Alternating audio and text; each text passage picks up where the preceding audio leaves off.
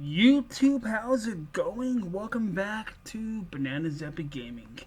And today we are going to be ranking the entire series of 13 Reasons Why. It's been almost a year since the series has ended, so full spoilers warning. Remember, this is just my ranking of the series. I really like this series. I binge watched season 1 and season 2 before season 3 came out, and I just fell in love with the show. And if you don't know, Dylan Minnette, who plays Clay Jensen, will be in Scream 5, and that is one of my movies that I'm most looking forward to in 2022. But back to 13 Reasons Why, let's get to the ranking. And in fourth place, my least favorite season. If you follow me on social media or you know me, you know it is 13 Reasons Why, season number 3. And I'll tell you why right now. Now, this season is one of the worst seasons that I've ever seen for a TV show.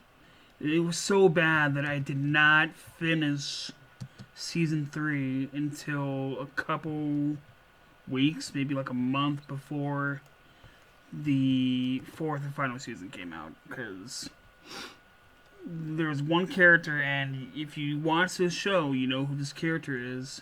Ani. She made that so hard to watch because, man, I wanted to like her character, but her character was crappy writing.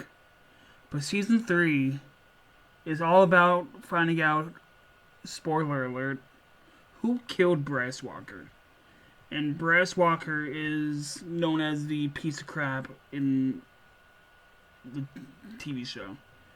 And if you like the photo that I'm using, it is of the lovely Ani Winters, who plays Chloe. Go follow her on Instagram. But this turned into a murder mystery. The previous 2 seasons were a great story, and they could have stopped right there and not have season 3 and 4, and people would have been fine with that. But Ani's telling the story of when she came into the show, moved into town, and became friends with Clay and everybody else, and what happened between the gap of 2 and 3. Overall, the mystery surrounding Bryce's murder is intriguing and well executed, but there are a few top suspects who definitely could have killed the former Liberty High rapist football player. And spoiler alert, going from here on out, I'm going to talk about who killed him and what happened and some key moments from this show, from this season. The person that killed him, well, Zach Dempsey beat the living crap out of him because Bryce basically blew out his knee and made it so he can't play football. But Alex was actually the person to give Bryce his final nail in his coffin, because Bryce hurt everybody that Alex has ever loved and cared for. And he said he's going to hurt and kill Zach, and basically kill Zach. And Alex said, enough is enough. And out of the blue, Monty, a character that some people liked, some people didn't, they made him a part of the LGBT community. They made him gay. And I was like, okay, well, you could have hinted at it a little more, but they didn't really hint at it, to my knowledge and my memory. But this season, man, if you can get past this season, season 4 is a lot better. That's all I'll say. Now on to the next season. And coming in third place is going to be 13 Reasons Why, season number 2. And I'll tell you why right now. 13 Reasons Why, season number 2. It was really hard to place these last 3 because I really liked 1, 2, and 4. 13 Reasons Why season number 2 came out in May 2018, over a year after season 1. This was the first season with tasks with coming up with original stories, because the show basically covered everything in the book in season 1. All the regular cast members from season 1, including Catherine Langford, despite being dead for the reasons that will be addressed later, are the prime focus of season 2 and are back in season 2. With season 2 being the court case of Liberty High against Hannah's parents, Olivia and Andy. But unlike last season, where Hannah played by Catherine Langford in flashbacks and leading up to her death, unfortunately, she's nothing but a ghost and is all in flashbacks again. A hallucination from Clay, her love interest, residing in his mind. A major theme for this season is Clay letting go of his intense grief for not telling Hannah that he loved her and would never leave her and will always be here, which he accomplished to an extent. However, despite impressive acting from a number of the cast members, Minette, Langford, Wallace, Brandon Flynn, who plays Justin Foley, this season falls a little bit short to season 1 to live up to the hype. It had this been a different show, and the story of season 2 could have been looked at differently. There was a confusing debate whether Kate Walsh and Miles Hillis Alexander shared a wig in this season.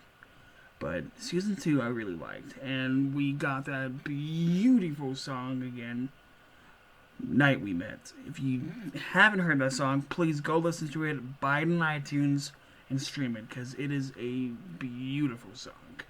Now on to the next season. And coming in second place is going to be 13 Reasons Why, season number 4, the final season. And I'll tell you why right now.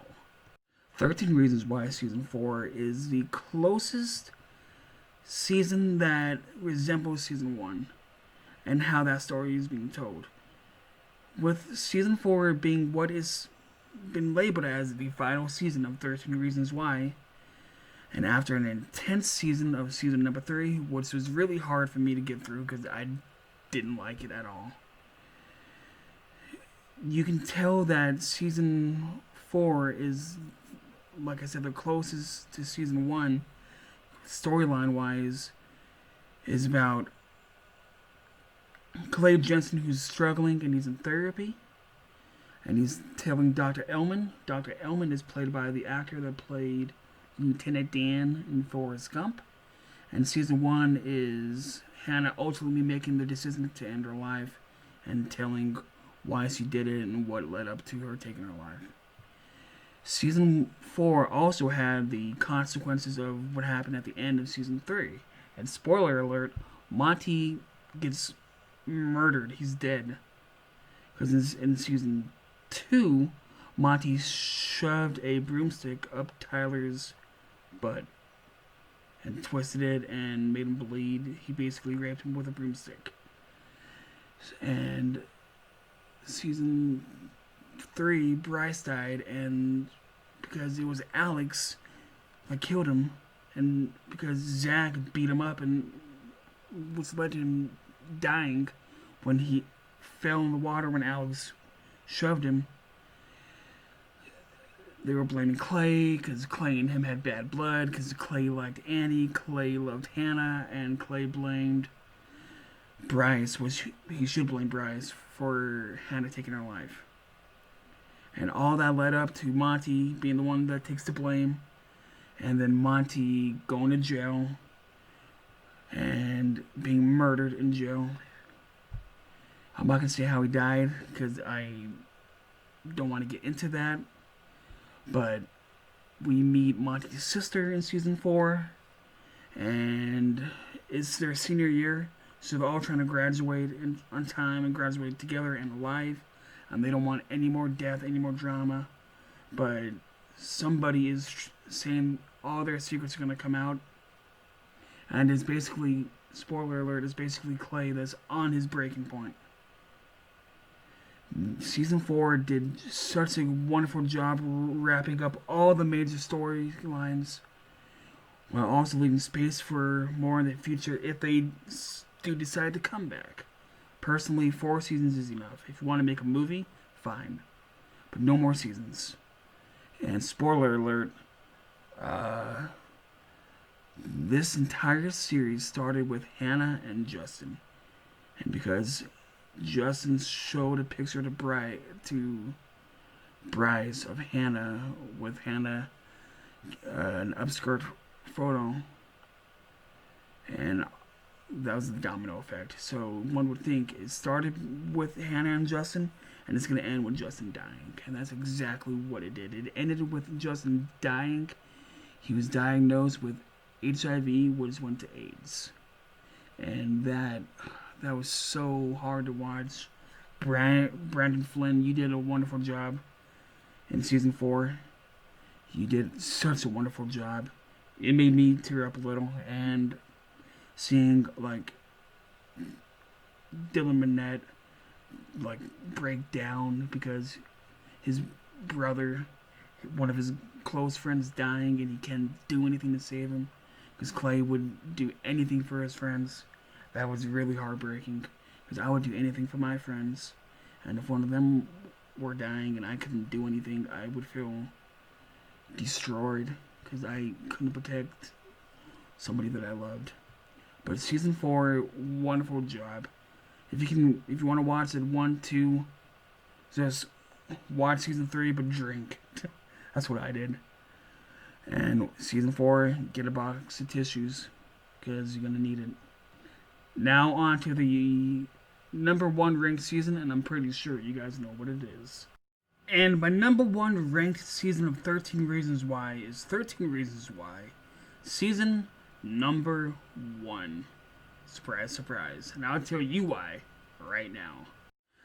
There's no surprise that 13 Reasons Why is season 1 is number 1. People who have seen the show, people who have reacted to the show, like Married to the Real, have all mostly basically have agreed that season 1 is the best season. And it is the season that has the most to work from their source material, and that is the book. Season 1 is based off the book. Seasons 2 through 4 are original stories. The chemistry between Dylan Minnette, who plays Clay Jensen, and Catherine Langford, who plays Hannah Baker, is very strong and believable, which makes what happened at the end of the season that much more tragic. As it is the first season, there's no need to live up to the hype of a previous season, so each of the actors that are in season 1 are starting fresh with their roles and don't have to worry about exceeding what they did in the previous season. The story with the tapes is compelling to watch and to find out what each character did to deserve their place from the beginning of their journey with the show and to the end of the season. The characters are still somewhat of empty canvases that were creatively filled during the following seasons. For this reason, watching season 1 back can be somewhat jarring considering how different the atmosphere is and how different and how far some people came. And the scene with Hannah Baker committing suicide is so hard to watch. I remember people that watched it when it first came out.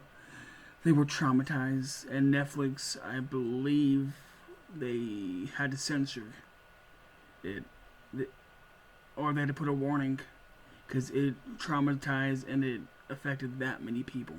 Because that death scene is so hard to watch.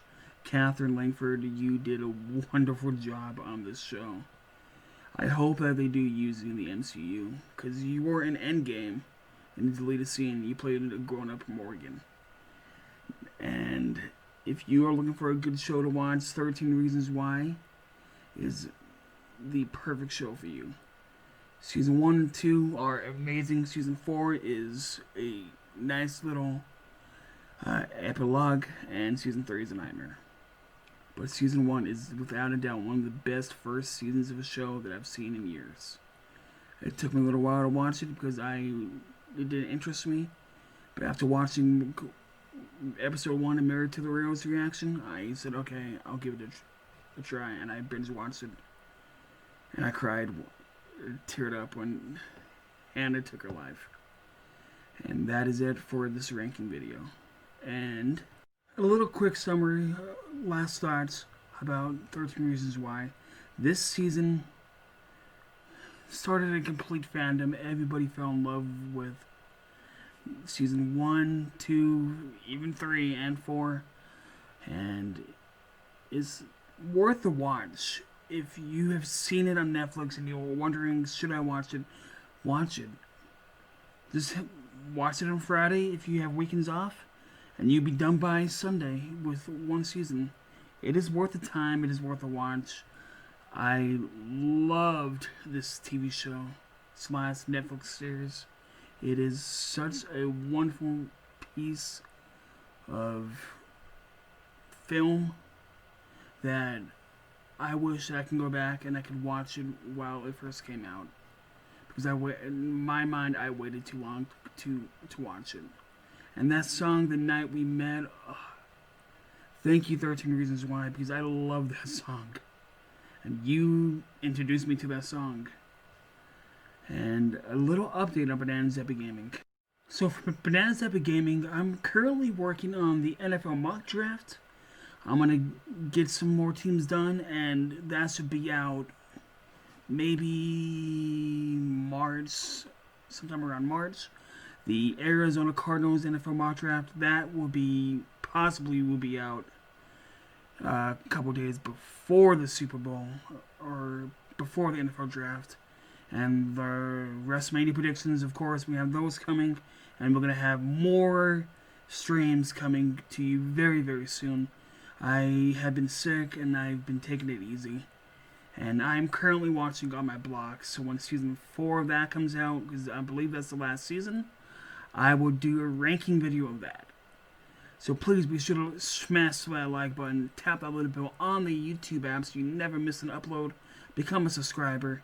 Go over to my Twitter, Cage211, follow me there. Follow me at JordanFox64 on Instagram. And I'll see you guys on the next one. Peace.